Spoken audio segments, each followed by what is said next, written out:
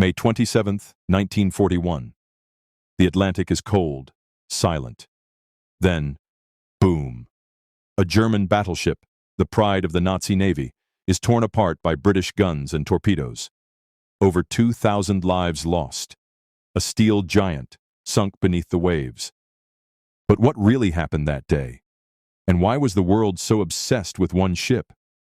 This is yesterday now. This day in history. Buckle up, because our time machine is diving into the death of the Bismarck. Before it became a wreck on the ocean floor, the Bismarck was Germany's pride. A beast of a battleship, 823 feet long, 41,000 tons, and armed to the teeth with 8 massive 15-inch guns. It was built to do one thing: dominate the Atlantic.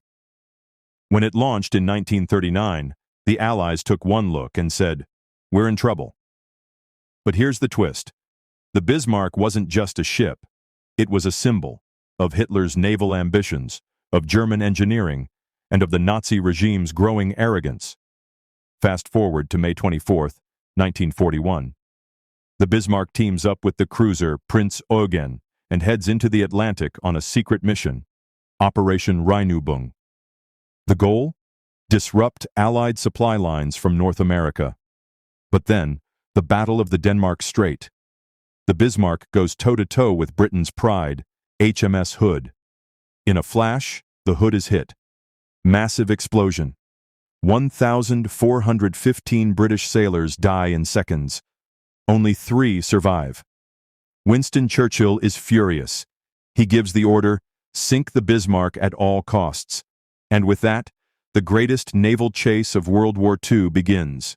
British ships, aircraft, even destroyers. Everyone joins the hunt.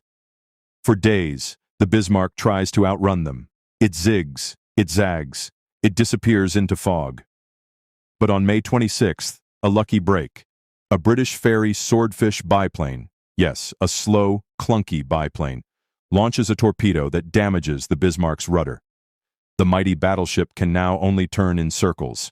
It's helpless. The next morning, May 27th, British battleships King George V and Rodney open fire.